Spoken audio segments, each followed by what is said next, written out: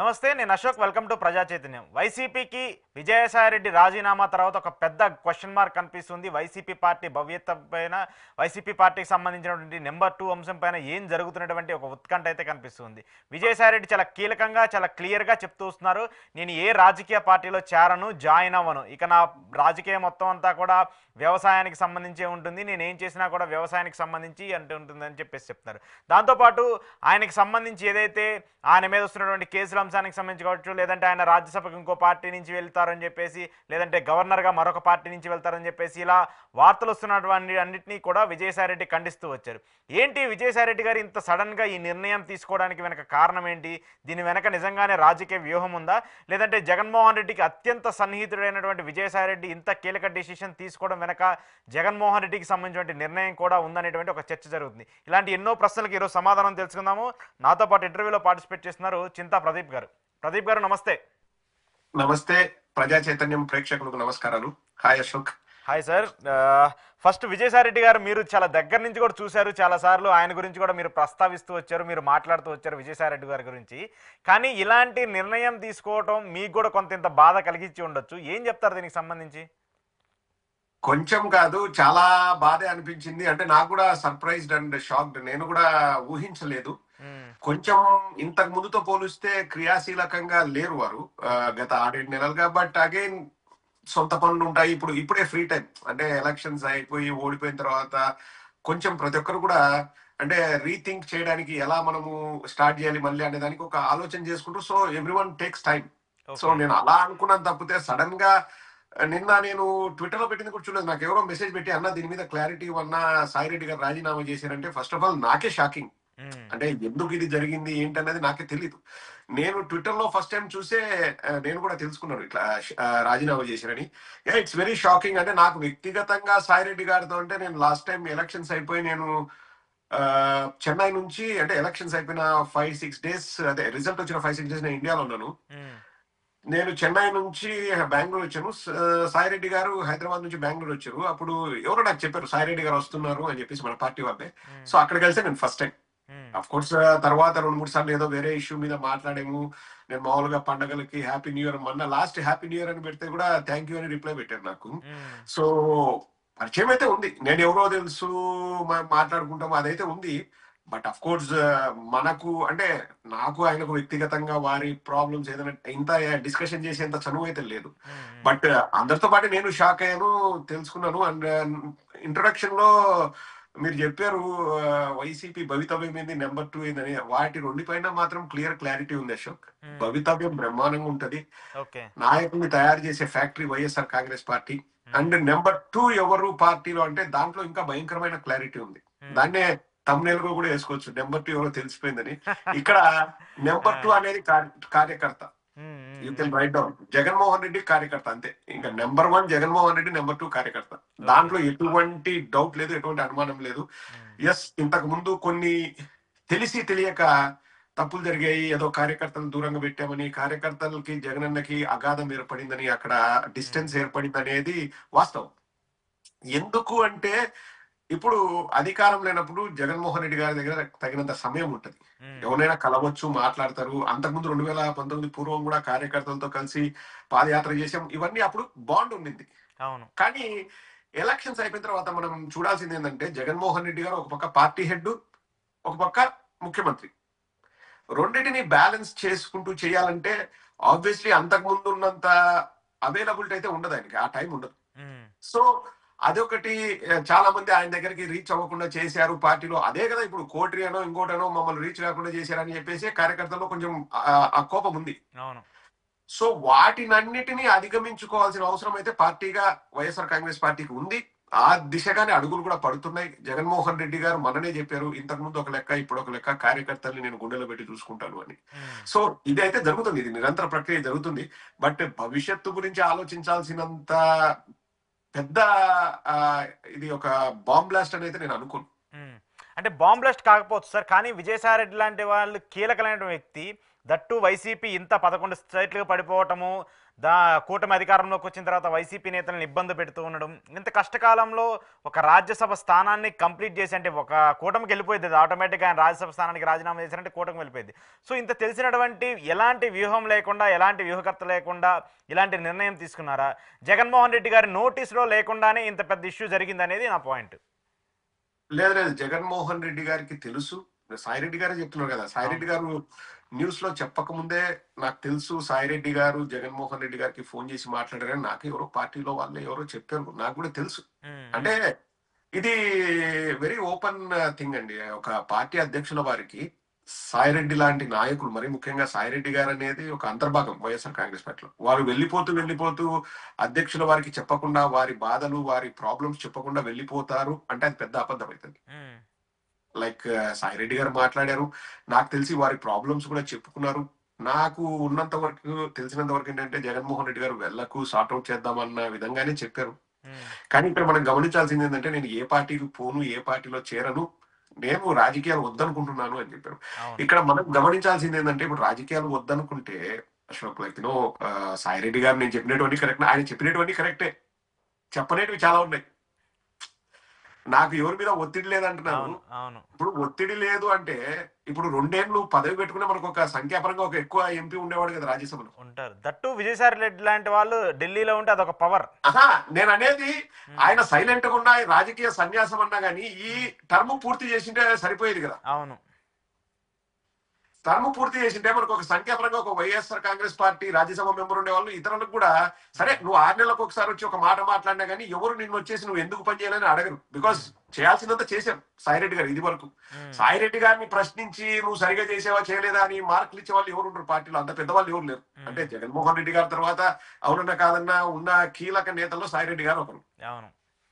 So ఇక్కడ నాకు అనిపించేది ఏంటంటే, బీజేపీ వాళ్ళకి కేంద్రంలో వాళ్లకు రాజ్యసభలో సంఖ్యాబలం పెరగాలని వాళ్ళు బలంగా కోరుకున్నారు. ఇప్పుడు కాదు, మనము మన తెలంగాణకు సంబంధించిన వ్యక్తి ఆర్ కృష్ణయ్య గారు వెళ్ళినప్పుడు గాని, బీద మస్తాన్ రావు వెళ్ళినప్పుడు గాని, లేకపోతే మన పార్టీలోని మోపిదేవి గారు వెళ్ళినప్పుడు గాని, కేవలం వాళ్ళకు సంఖ్యాబలం లేదనే ఉద్దేశంతో వాళ్ళు తీసుకుంటున్నారు వాళ్ళ బలం పెంచుకోవడానికి. సో అంతకు తప్పితే వేరే కారణం అయితే లేదు. అండ్ ఎవరిని వాళ్ళు చెర్రీ పిక్ చేస్తారంటే బీజేపీ వాళ్ళు ప్రధానంగా, నీకు వ్యాపారాలు ఉన్నాయా లేదా, నీ వ్యాపార సంస్థల్లో ఎంతమంది ఉద్యోగులు ఉన్నారు, అక్కడ దెబ్బ కొడితే నువ్వు భయపడతావా లేదా. ఇది నేను చెప్పడము ఇంకోటి చెప్పడం చరిత్ర చెప్తుంది. ఇప్పుడు సీఎం రమేష్ ఇంటి పైన ఈడీలో ఐటీ దాడిలో జరిగాయి. 2019 ఎలక్షన్స్ అయిపోతున్నాయి. అది అందరికీ తెలుసు, ఓపెన్ సీక్రెట్. ఆయన పార్టీ మారాడు, తర్వాత దాడులు లేవు, ఏం లేవు. ఇప్పుడు రైట్ రాయల్ గా వాళ్ళ పార్టీ నుంచే ఎవరైతే దాడులు చేయించారో వాళ్ళ పార్టీ నుంచి ఎంపీ అయ్యాడు. నేను అమిత్ షాకి క్లోజ్ అంటాడు ఇప్పుడు, మరి దాడులు ఎక్కడ పోయినాయి? సో ఇది చరిత్ర చెప్తుంది, మనం చెప్పాల్సిన అవసరం లేదు. ఇప్పుడు మనము బీజేపీని బ్లేమ్ చేయడమో ఇంకోని బ్లేమ్ చేయడమో కాదు, this is what's happening. And ఈ మరి ముఖ్యంగా ఇండస్ట్రియలిస్ట్ లో లేకపోతే పెద్ద పెద్ద బిజినెస్ ఉన్న వాళ్ళు, ఇప్పుడు నేను ఉండి చేసేది ఏం లేదు, అంటే ఆ ఒత్తిళ్ల వల్ల నేనేం పెద్ద ప్రొయాక్టివ్ గా ఉండలేను, నేను పార్టీకి చేసేది ఏం లేదు. పైగా నాకు వద్దు రాజకీయాలు వద్దంటే నా జోలికి రాకుండా ఉంటారు కదా. టైం తీసుకుందాం, చూద్దాం, కాలం ఎప్పుడు ఒకేలాగా ఉండదు. ఇప్పుడు వ్యవసాయం చేసుకున్నాడు, రేపొద్దున వ్యవసాయం బోర్ కొడుతుంది, మళ్ళా రాజకీయాల్లోకి వస్తానని ఆశ్చర్యపోవాల్సిన అవసరం లేదు. పోనీ వాళ్ళ ఒత్తిళ్ళు ఇంకా ఎక్కువ బీజేపీలో జాయిన్ అయినా ఆశ్చర్యపోవాల్సిన అవసరం లేదు. ఇప్పుడు రాజకీయాలు అన్నవి ఒకప్పుడు ఒక 20-30 ఏళ్ల క్రితం ఎథిక్స్ అండ్ ప్రిన్సిపల్స్ మీద నడిచేటివి. ఇప్పుడు ఒక పార్టీకి వాళ్ళు సిద్ధాంతాలు నచ్చి వెళ్తే అదే సిద్ధాంతాల కోసం జీవితాంతం కట్టుబడి ఉండేవాళ్ళు. ఇప్పుడు మన కమ్యూనిస్ట్ పార్టీ వాళ్ళు మనకు ఎందుకు, వాళ్ళు ఓట్లు లేకపోయినా వాళ్ళకు సొసైటీలో కొంచెం సిపిఐ నారాయణ గాని లేకపోతే సిపిఐ రాఘవులు గారు గాని ఇంతకుముందు వినేవాళ్ళం. ఇప్పుడు ఎందుకు నాకు తెలంగాణలో కూడా కొంత నాయకులు, నాకు హనుమంతరావు ఉన్నాడు కాంగ్రెస్, నువ్వు ఎట్లున్నా కాంగ్రెస్ లో ఉంటాడు, ఐ లైక్ హిమ్. ఇప్పుడు వెంకయ్య నాయుడు ఉన్నాడు, ప్రజల్లో ఎప్పుడు లేకపోయినా కానీ ఆయన మీద చాలా అభియోగాలు ఉంటాయి కానీ ఎప్పటికీ బీజేపీ పర్సన్. అలా సైద్ధాంతిక పరంగా ఉన్న వాళ్ళు ఉన్నారు. తర్వాత కాలక్రమాన్ని ఏమైందంటే, ఇదొక రాజకీయం అనేది ప్రజలకు మంచి చేయాల్సింది కాకుండా రాజకీయం అనేది కూడా అదొక ప్రొఫెషన్ అయిపోయింది. అంటే ఉద్యోగం లాగా, వ్యాపారం లాగా, రియల్ ఎస్టేట్ లాగా. నువ్వు రియల్ ఎస్టేట్ లో డబ్బులు సంపాదించుకో, ఆ డబ్బు ఏం చేస్తావు, రాజకీయాల్లో తెచ్చిపెట్టు, నువ్వు రాజకీయ నాయకుడుగా ఇంకా నీ ఆస్తులు పెంపొందించుకో. నువ్వు ఓకే. ఒక వ్యాపారస్తుడిగా 1000 కోట్ల వ్యాపారాన్ని 10,000 కోట్లు చేయాలన్నా నువ్వు రాజ్యసభకు వెళ్ళు, ఇంకోటి వెళ్ళు. అది ఏమైందంటే ఇవి హ్యాండ్ ఇన్ గ్లోవ్ అయిపోయింది. హ్మ్. ఆ రాజకీయాలు, ఈ డబ్బులు ఇవన్నీ అవి ముడిపడిపోయినాయి. హ్మ్. సో ఎక్కడ కొడతారు వ్యాపారస్తులు అనే వాడికి? ఫస్ట్ ఆఫ్ ఆల్ ప్రజలకు సేవ చేద్దామనే భావన చాలా తక్కువ ఉంటుంది. అఫ్ కోర్స్ ఇప్పుడు రాజ్యసభ అంటారు, అన్ని పార్టీలు ఉండాలండి. ఇప్పుడు వాళ్ళు ఏం ప్రజలకు వచ్చి డైరెక్ట్ గా చేయాల్సిన అవసరం లేదు. అవును. చేయకపోయినా ఎవరు వచ్చి అడగరు. ఇప్పుడు ఎమ్మెల్యేని అడిగినా రాజ్యసభ సభ్యులు ఎవరు అడుగుతారు? అడగరు కదా, ఎమ్మెల్యే తప్పితే పార్లమెంట్ ఎంపీని కూడా అడిగే పరిస్థితి కూడా ఉండదు ఒక్కోసారి. So safe bet. హ్మ్. నా దగ్గర కొంచెం డబ్బులు ఉన్నాయి, నేను ఖర్చు పెట్టుకుంటాను, లేకపోతే డొనేషన్స్ రూపంలో ఏదో ఒకటి ఇస్తాను అంటే, నేను సాయిరెడ్డి గారి విషయం చెప్పట్లేదు, మామూలు జనాలు చెప్తున్నా. హ్మ్. హ్మ్. సాయిరెడ్డి గారు అంటే మన పార్టీతో ఫస్ట్ నుంచి ఉన్నారు. సాయిరెడ్డి గారిది డిఫరెంట్ ట్రావెల్ అయింది. హ్మ్. హ్మ్. సో రేపొద్దున ప్రెజర్ వస్తానే నేను వెళ్ళిపోతాను. ఓకే. అది జరుగుతుంది. సో దాన్ని బీజేపీ వాళ్ళు ఒక అస్త్రంగా చేసుకుంటున్నారు. హ్మ్. అది ఖచ్చితంగా అది ఇట్స్ అ ఫ్యాక్ట్. ఓకే. ఆ చరిత్ర అదే చెప్తుంది. ఇప్పుడు అశోక్నో లేకపోతే ప్రదీప్నో ఎందుకు వచ్చి వాళ్ళు టార్గెట్ చేయాలంటే, మన దగ్గర 1000 కోట్లు డబ్బు లేవు, మన దగ్గర వ్యాపారాలు లేవు. సో హ్మ్. సింపుల్. అంటే పొలిటికల్ గా ఇంట్రెస్ట్ ఉండి ఎన్ని ఉంటే నెక్స్ట్ స్టెప్స్ అవి జరుగుతాయి. హ్మ్. సో ఇప్పుడు ఈ క్లియర్ గా సరే రాజకీయాల్లో ఇంట్రెస్ట్ లేదంటే ఓకే. ఇప్పుడు ఎవరైనా క్రికెటర్ ఉంటారు. క్రికెట్ వాళ్ళ అంతర్జాతీయ క్రికెట్కి వెళ్ళాలంటే నువ్వు గల్లీ క్రికెట్ తో స్టార్ట్ చేస్తావు, మండల స్థాయి ఆడతావు, జిల్లా స్థాయి ఆడతావు, రాష్ట్ర స్థాయి ఆడతావు, నీ టైం బాగుంటే రంజీ ట్రోఫీకి వెళ్తావు, ఐపీఎల్ ఆడతావు, తర్వాత ఇంటర్నేషనల్. అవును. అది కూడా ఎవడో సెలెక్ట్ చేస్తే నిన్ను. హ్మ్. కానీ రిటైర్ అవడం నీ చేతిలో పని. డెఫినెట్ అవును. హ్మ్. ఈ రోజు రాత్రికి నేను రిటైర్, అట్లా ఈయన రిటైర్ అవ్వచ్చు. హ్మ్. కానీ ఆ రిటైర్ అయ్యే టైమింగు, ఆ సందర్భము, ఇప్పుడు మాకు ఒక 50 మంది ఎమ్మెల్యేలు ఉండి ఈయన రిటైర్ అయితే మాకు సంఖ్యాబలం ఉండి ఇంకొకరికి రాజ్యసభ ఇచ్చినామంటే అందులో అర్థం ఉంది. హ్మ్. నాకంటే పనివంతుడు ఇంకో రాజ్యసభకు అవకాశం వస్తుంది, నేను రాజీనామా చేస్తా అంటాడు. అవునవును. మా దగ్గర సంఖ్యాబలం లేదు. మేము అవును. వదిలేస్తే ఆ రాజ్యసభ కాస్త ఇంకొకరికి వెళ్తుంది. బీజేపీగా. హ్మ్. హ్మ్. ఇవన్నీ ఆలోచించుకున్నప్పుడు ఈ టైంలో ఎందుకన్నా ప్రశ్న ఉత్పన్నమవుతుంది. హ్మ్. హ్మ్. సో వాటన్నిటికీ సమాధానం ఏంటంటే ఒత్తిళ్లు. హ్మ్. ఏంటి ఆయన మీద కేసులకు సంబంధించిన వ్యవహారాల మీద కూడా చాలా పెద్ద ఎత్తున కొంత వివాదం జరుగుతుంది. ఆయనకు ఆల్రెడీ కొంతమంది కేసులు పెట్టారు. లేదంటే ఇప్పుడు కూటమి సర్కార్ అధికారంలోకి వచ్చిన తర్వాత పోర్టుకు సంబంధించిన వ్యవహారాల మీద ఆయన మీద కేసులు నమోదయ్యాయి. ఆ కూటమి అధికారం వచ్చిన వెంటనే ఒక మహిళకి సంబంధించి ఆరోపణలు జరుగుతూ వచ్చాయి. ఇవన్నీ కూడా ఆయన్ని మానసికంగా ఏమైనా ఇబ్బంది పెట్టుంటాయి అంటారా? ఖచ్చితంగా ఎవరి మీద అయినా ప్రభావం చూపిస్తాయి అశోక్. లైక్ నీ మీద అదే పనిగా నువ్వు చెయ్యని వాటి గురించి. ఎందుకంటే నాకు అదే శాంతి అనే అమ్మాయి విషయంలో కూడా హ్మ్. నేను సాయిరెడ్డి గారితో 1, 2 సార్లు మాట్లాడాను. హ్మ్. హ్మ్. హ్మ్. అసలు వారికి సంబంధం లేదు, వారు ఏం చేయలేదు. వారికి హ్మ్. కూడా బాధ ఉంటది. చెయ్యని విషయాల్లో ఊరికే లాగుతుంటే మానసికంగా ఎవరైనా మనుషులమే, మనకు హ్మ్. మనసు ఉంటుంది, బాధ ఉంటది. హ్మ్. కానీ ఈ రాజీనామాకు అప్పుడు ఎవరో ఒక గవర్నమెంట్ ఆఫీసర్ అమ్మాయింది కదా, ఆ వ్యవహారానికి సంబంధమే లేదు. హ్మ్. బట్ ఖచ్చితంగా నాకు తెలిసినంత వరకు నేను కొన్ని విషయాలు బయటికి చెప్పలేను కానీ హ్మ్. కేసుల ప్రభావం అయితే ఖచ్చితంగా ఉంది. వారి నిర్ణయంలో కేసుల ప్రభావం అయితే 100% అది ఉందన్నది నాకు అనిపించింది. ఓకే. ఓకే. ఏమీ లేకోకుండా అంత పెద్ద నిర్ణయాలు అయితే తీసుకోరు కదా. ఇప్పుడు ఇది చిన్న నిర్ణయం కాదు. హ్మ్.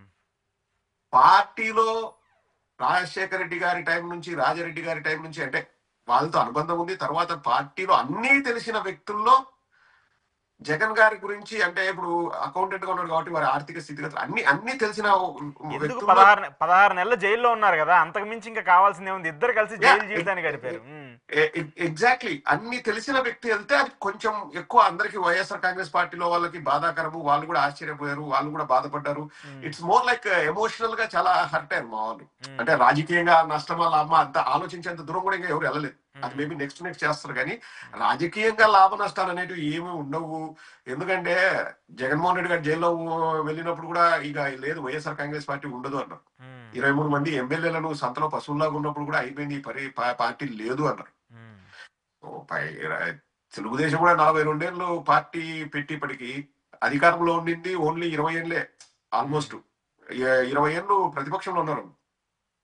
సో ప్రతి పార్టీకి ఈ ఒడిదుడుకులు అనేటివి ఉంటాయి ప్రజాస్వామ్యంలో. హ్మ్. సో ఒక నాయకుడు వెళ్ళిపోతేనో ఇంకొక నాయకుడు వస్తేనో బలపడదు. ఎస్ తప్పకుండా వారు మా పార్టీ బలోపేతానికి కృషి చేశారు, అది అందరికీ తెలుసు, ఓపెన్ సీక్రెట్.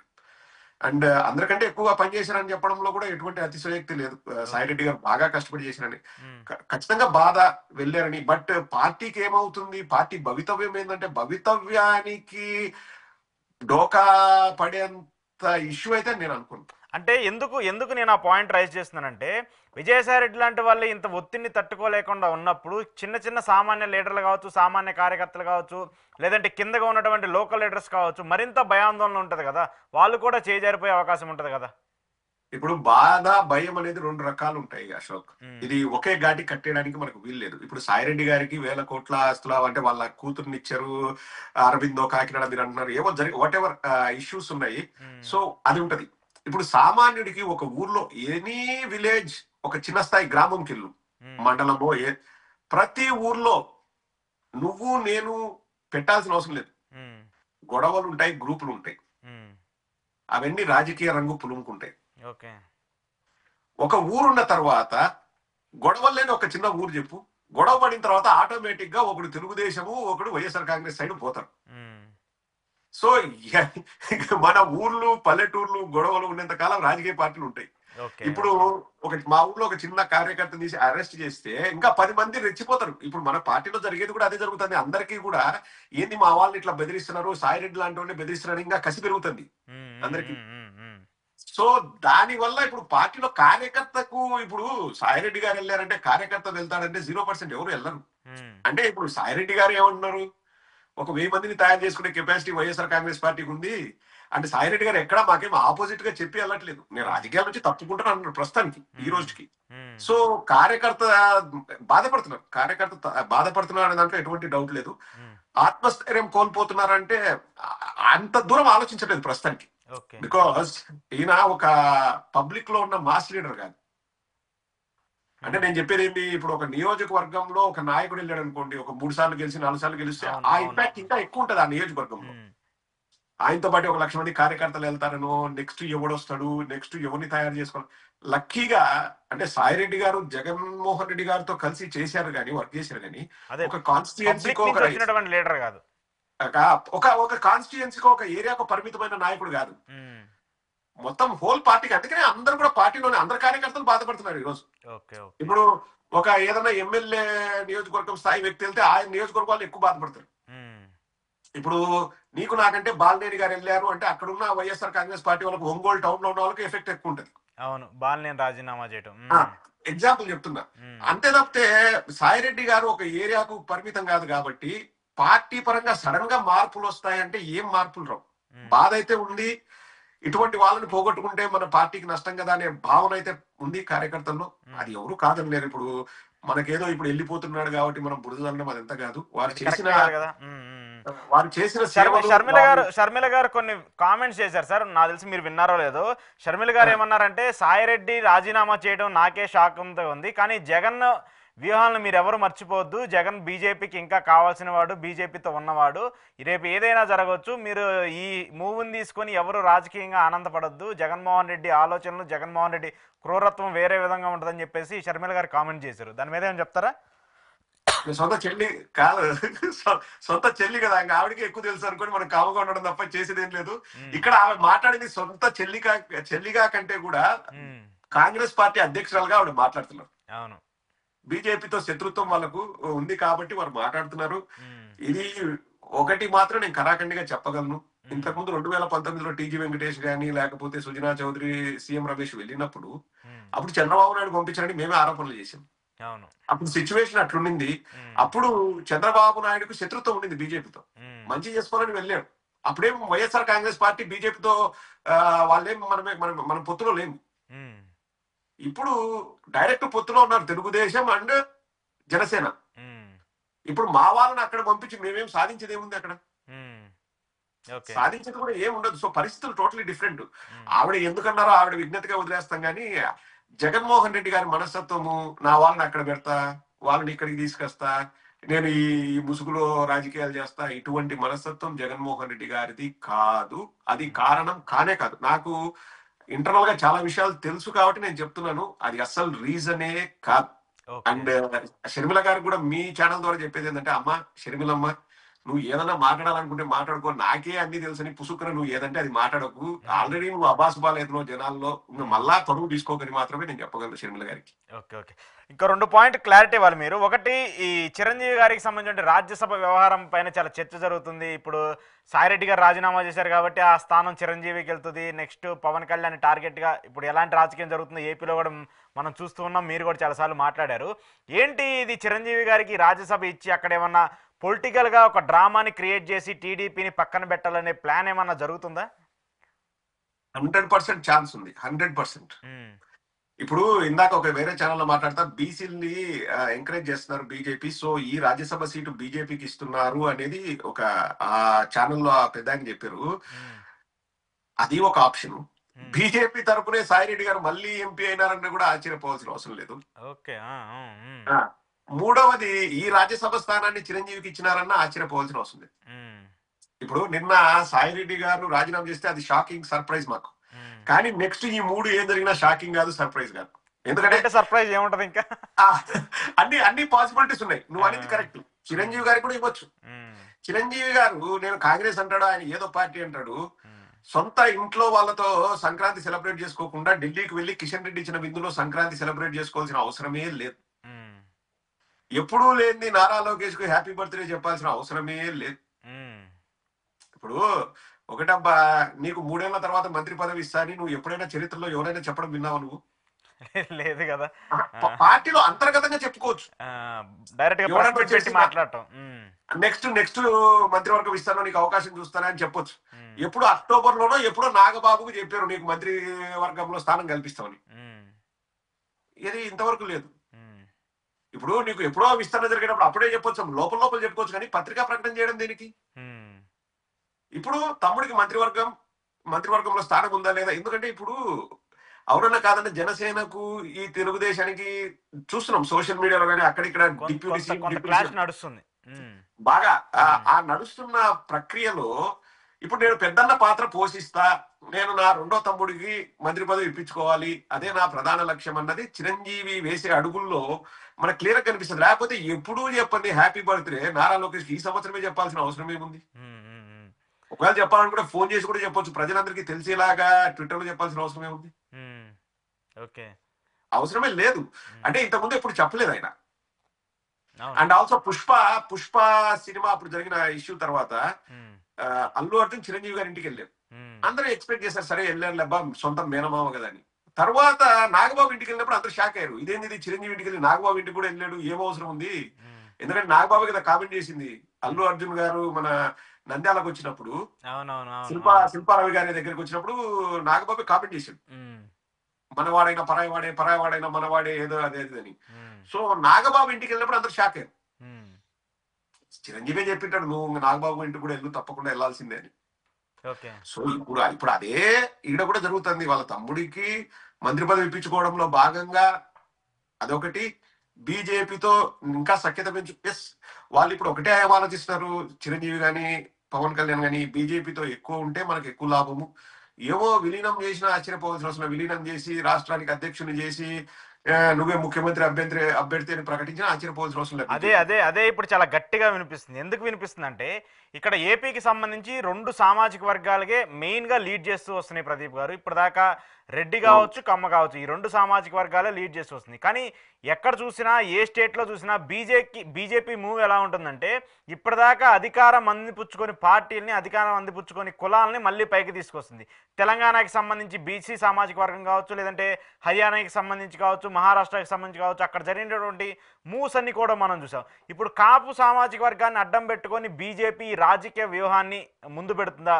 దాంట్లో భాగంగానే చిరంజీవిని కావచ్చు, పవన్ కళ్యాణ్ కావచ్చు, వీళ్ళిద్దరిని ఒక ఆటలాగా ఆడుకుంటుందా అనేది కూడా అర్థమవుతుందా? ఖచ్చితంగా అది ఉంది. బీజేపీ అజెండాలో అది క్లియర్ గా ఉంది. ప్లస్ గంగిరెద్దులాగా తల ఊపే వ్యక్తి దొరికాడు పవన్ కళ్యాణ్ రూపంలో వాళ్ళకు. అది నేనన్నం కాదు, అది ఇట్స్ ఓపెన్ సీక్రెట్.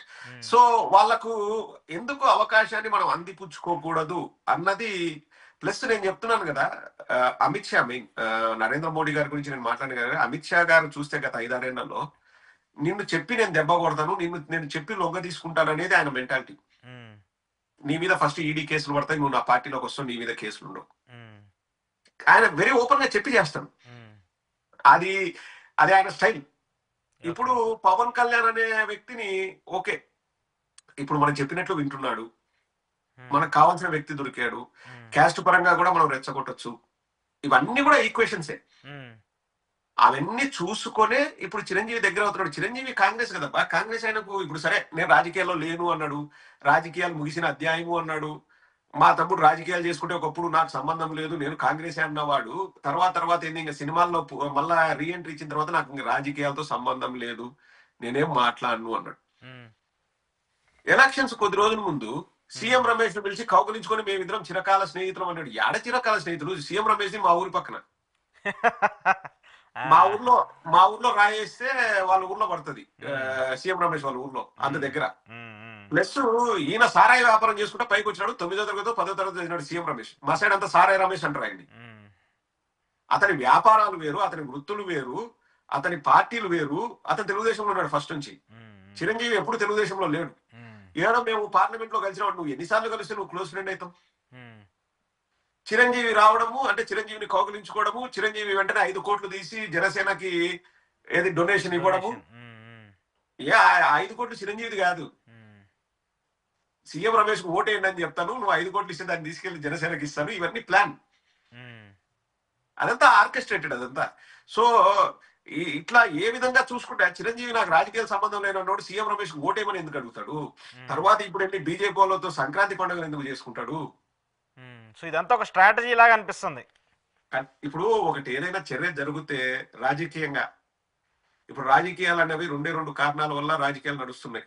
ఒకటి పదవి, 2 డబ్బు. 95% రాజకీయాలు వీటితోనే నడుస్తున్నాయి. ఒక 5% అభిమానము, ఎథిక్స్, ప్రిన్సిపల్స్, సింతకాయ ఇట్లాంటి వాటి మీద నడుస్తున్నాయి. నీకు 95% డబ్బు, పదవి, హోదా. ఇప్పుడు ఏమీ లేనిది సాయిరెడ్డి గారు అంత పెద్ద పదవికి రాజీనామా చేస్తారా? అన్ని రోజులు అనుబంధం ఉన్న పార్టీతో వారు విడిపోతారా?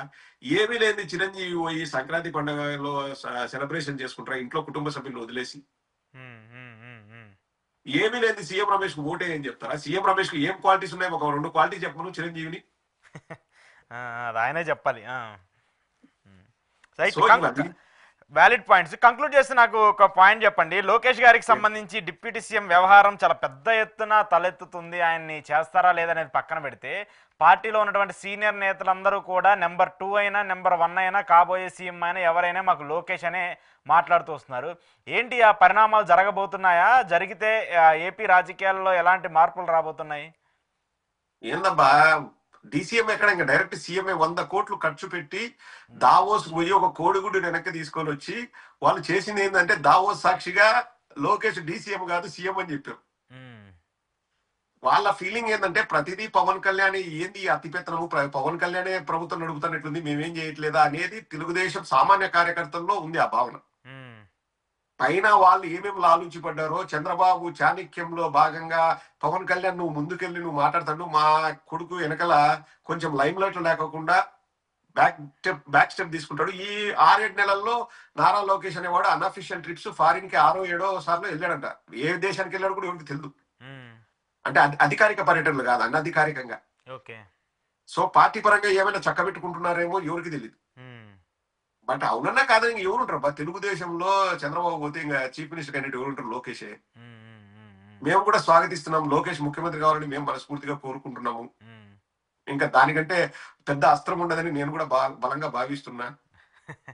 ఏపీ రాజకీయాల్లో చాలా బ్లాస్టులు జరగబోతున్నాయి. రాను రోజుల్లో చాలా జరిగే అవకాశాలు కూడా ఉన్నాయని మరి తెలుస్తుంది. మరి ఆ బ్లాస్ట్లు ఏంటో కూడా తెలుసుకుందాం sir. Thank you sir, thank you very much. Thank you Ashok, thank you మీ సమయం ఇచ్చినందుకు. ఇది ఈరోజు ప్రదీప్ గారితో స్పెషల్ ఇంటర్వ్యూ. చూస్తూనే ఉండండి ప్రజా చైతన్యం.